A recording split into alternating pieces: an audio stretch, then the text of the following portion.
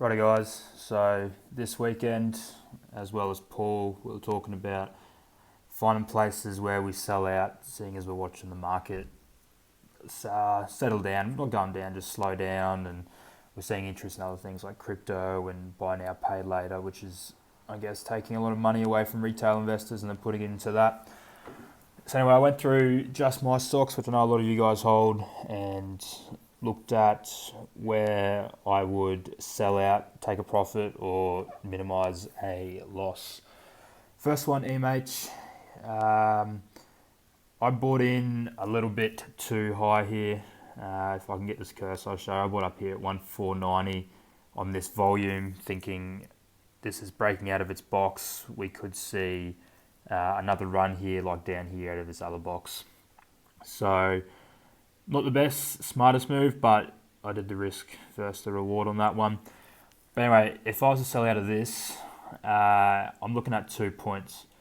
This midpoint in this box. Now, I've just read the other day that following a false or potential breakout here, that it possibly will retest the middle of the box here. Anything falling below that is quite bearish. And also it would be sitting back in the box, and we're looking back down here at $1.10 or $0.01 to sell out. Funny enough, that's roughly, I think it was $1.10 where they did the capital raise for 11 million or something. So we saw with LTR, the price spikes and it comes down and settles down again around that mark where the big investors bought in. So I will reconsider if it crosses this line at $1.20, because obviously that's going to show that this 3 days above the trading zone was a false breakout. I would be holding a loss then, probably by about $1,000 or so. But from what I saw of LTR and the capital raising, I'm probably happy to hold around that $1.10, $1.11. But I would be definitely out if it is below this, below the support of this trading zone. And we can see that it has crossed below that, but that was, I can't remember which day it was, but all the stocks did this, showing big candles, big wicks on the candles, so these hammers, and it actually went in reverse, and a lot of the stocks we hold did that. So that just kind of reiterates a point that I've told myself in these more volatile penny stocks that I won't sell or buy off wicks. So I normally wait till after lunch or close of trading to know something's going to close above. Or what I should have done over here is wait a couple of days for it to close. But anyway, EMH sell points looking at $1.10, and which is right down the bottom here, $1.01, and up here, which is about $1.19, $1.20. Nova's an interesting one. We've talked about this reverse head and shoulders here. I've put it up. It's just about exactly what Paul's showing, that neckline just falling down there. I've drawn my own. I've also used the app that comes with TradingView to make it a little bit more pretty with the shading. But both showing right here, that $1.45 is sitting right on the neckline again, just like we saw up here, which was completing the head, but there was yet to have a right shoulder, which we said could have been this one here. Right shoulder's played out, and there we are, the $1.45 line. Interesting to note, Paul has said it would fall back down here about 10 cents to 12 cents. That actually falls right on the 200-day moving average, which is a big support for a lot of stocks. So I'm going to be watching Nova very closely on Monday and Tuesday. I firmly believe in the company. They have a huge resource that they're going to announce soon. I'm not quite sure what's going on here. I know gold price has been dipping a little bit. There's been other interests. Now that the bonds aren't profitable in the States, gold was rising because of that, and the inflation and the printing of money. But we have seen this week that crypto has just gone nuts, especially with Elon announcing the $1.5 billion he put into it or whatever. And crypto is similar in gold in the sense that it's finite, unlike the treasury where they just keep printing money. So keep an eye on that one. Monday, Tuesday, if it's going to go 140, 135, sit there for a few days, I'll sell, because then we're going to look at, from a TA perspective, it's going to fall back down to that 200 moving average, and I would happily buy back in. That'd give me about a 60% profit, and then I'll have 60% more shares to invest in there. This is a long-term hold, so if you don't want to sell, I'll be paying the whole capital gains tax on this because I've held it less for a year, but that's a terrible reason to not sell. But if you want to hold on, I wouldn't worry until it falls below this 200 moving average if you just want to see it keep going up. But I know some of you will take a bit of a loss there, as I'd probably break even. That's my average, 11 cents. So yep, Nova, below that 145, few days confirmation, I'd be looking to sell. OAR, actually I'll come back to that one. LTR I'm really happy with. I've drawn this trend line. I'm not a big fan of trend lines now. They're very interpretive. You can use an internal trend line, these outside trend lines. But the reason for internal is because these trend lines do get broken. They're not finite things. I do prefer using trading zones. Paul has done a lot of this down here. I think it was a bunch of symmetrical triangles, a few scallops. There's a few trading zones down here. There's some great candles here, like that bullish engulfing one. I'm just looking at where we are now. We're sitting quite happy in this trading zone. I didn't count this purely because it's just such an outlier. It wasn't like EMH where it had, busted above and then we saw 2 days trading above it. That's just 1 day trading above the trading zone. So I've closed in here, which we've seen 455 and 39 cents. I know I've watched that like clockwork, just hit between those two, especially around here. There was that day I was talking about. I called that an outlier as well. If I didn't close that, it'd be kind of halfway up this candle, which, is also a support level, but I'm happy to call it in here.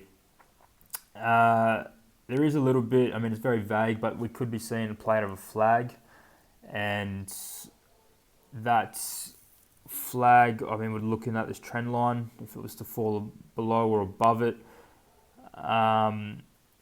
that for me is where I'm putting my sell point. So 36 cents, follow this trend line up. It's stayed pretty true to it. It's pretty far above it now, so I wouldn't be surprised if it went and retested it. We'd watch this flag play out. Or we just see it stay within this trading zone, which I'm not mad about. And if we see it bust above 45 cents, 45 and a half cents, which we might see with just people understanding how big Mora can possibly be. We've got the new CEO and managing director, so big things from LTR. I think this will be one of the ones that run, and I'll always have money in it. And even if I sell out here, most of us are going to be at a premium, and we'll take some profits. But I'll have to reassess if it gets anywhere down here, because that's quite a far. It's got to break this trading zone before it even gets there. In fact, it's got to break. If you make a bigger trading zone, it's got to break a lot of that. Vulcan,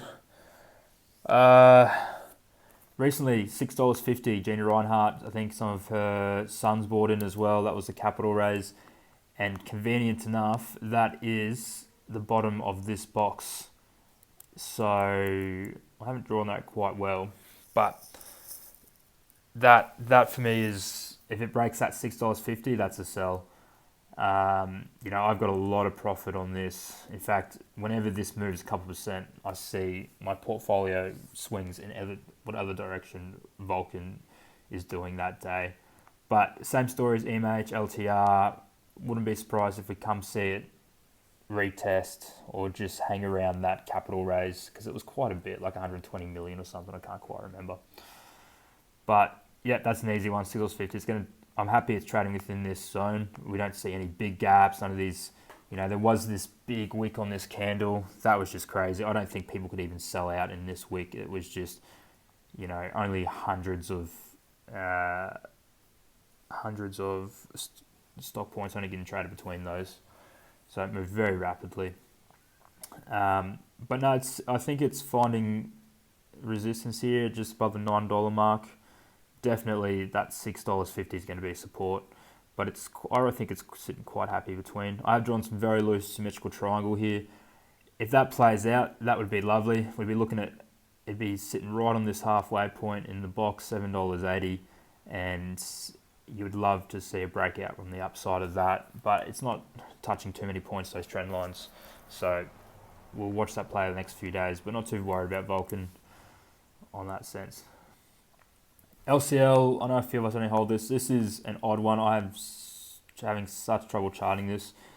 I actually went to week because the reason I bought into this was this huge trading zone over, let's see, September 2018 to September 2022, 2 years sitting between its 200 moving average. There was not much volume, very little, sitting in that tight trading box. So, and I can't remember, but the first drill hole they had at 360 meters for, 1 gram of gold for the whole length was actually around here sometime in 2019. So that didn't actually get the market excited. It wasn't until this third hole was drilled here where we saw this big 100 and something % rise in a day, which caught my attention, that we really saw it moving, and we saw the volume just absolutely pick up there. So it broke out of this trading range, and then charting this a bit, I've put this in this, I think it's a 145, 145 to 215. So resistance is definitely 215. We saw that when they announced this hole here. It couldn't get any higher than that. There was a lot of sellers. There was a lot of buyers around here after this big announcement. So that's going to be a huge resistance level to overcome. If we go to the day view, I should have sold LCL a while ago. I'm very lucky that it came up. I do believe in the project. I just think the behavior of the market doesn't favor it at all. I am still holding it, but I'm not going to make the same mistake again. $1.45, that will be my sellout. So if I see 1 or 2 days of close below that, I'll sell out of that. In fact, it sat in this 145 to 215 box really well up here. And I guess you could even say it went back into another little tiny box around here. You could, in fact, extend this box all the way down. I don't know if I would, because then it's going into this trading zone, which doesn't quite make sense. Interesting cycle. We watched volume just completely die off again. So it's interesting in that sense. But we are due for Chuskel results. I think it's hole 9 in Chuskel. Another big gold porphyry again. They think Chuskel means gigantic or humongous in Spanish or something. So this is what they're thinking will be one of their big ones. They've still got 3 drill rigs running. They still have one of their own running. They had a cap raise. I think it was here 11 cents. So, you could call that support again. It did find a little bit of it around there. But I'm not waiting for that again. I don't want to be sitting with this. And I lost almost, I think it was down 50% down here. My average is $1.80, $1.90. So yeah, I hit 50% here, which I haven't seen since AGM days, and that never worked out well for me. So $1.45, I'd be taking a couple of $1,000 loss there, but especially this is gold as well. We talked about Nova, gold price going down. The market's not as interested as it was before. VML is interesting. I've had a love-hate relationship with this one. This, as well as LCL, had a huge trading zone. And if you remember, we actually bought on this, so 17 all the way up to 20. So 3 years it was in this trading zone, which is what we're looking for. And this is what made up the bottom of the cup and handle. And that's exactly what a cup and handle is. A cup and handle is, coming out of a really big trading zone, testing the resistance of the right-hand side of the cup, and then the handle being, it fails the resistance, and then it plays out this handle here to then test resistance again. So you've got a lot of people that sold out here, then there won't be anything here, and that's what we saw. We did see it break. I bought in down here the first time at 30 something cents, didn't break, held, almost sold, and I think I bought in at 41 somewhere on this day, on that green candle, and it's done well so far. I mean, the fact that it's remained outside of this trading zone for 1, 2, 3, 4, 5, 6, 7, 8, 9, 10, 11, I mean, over 2 weeks, it's trading within that zone. Possible flag here, so we'd be looking for it to break it hopefully time soon, but it is getting scarily close to dropping back down into this zone. And because it is a confirmed breakout, spending 2 weeks in there, I'd probably be looking to sell below that 38 cents would be my, hey, if it's below there for 2 days, consider selling. Unlike EMH, where I was saying it was only out of the box for 2 days and it's going to come back and test this halfway point. And then you want it to hopefully bounce off that halfway point in the trading zone. That's what we're looking for. But, we're still seeing huge volume out of this. In the last few days, not so much. There was a bit of excitement off the off-take. That's possibly why, that is why it's in its new box. We do hope to see it move a little bit further. But then again, just same as Nova, the market's not always going to react to what's actually happening in the company, and we've got to be ready for that. Hence why we do our technical analysis on thing. Come back to ore. I'm just keeping ore right in this trading zone, and I don't hold any of the heads, but the options I do. Not much, so it's not a big concern for me. But if it closes below that 0.018 cents, that'd be my sell. There is no resistance down here. Support once it breaks that. That is the bottom of support. But we're far from that, 22 cents. In fact, I'd probably be using this trend line here. It's touched 3 points already. I'd be using that as a more conservative for those that have more money in it. Because down here, you're actually getting even close to 200-day moving average, which, there's nothing wrong with that. But once it closes below that 200-day moving average, that's when people start looking at shorting things, like myself.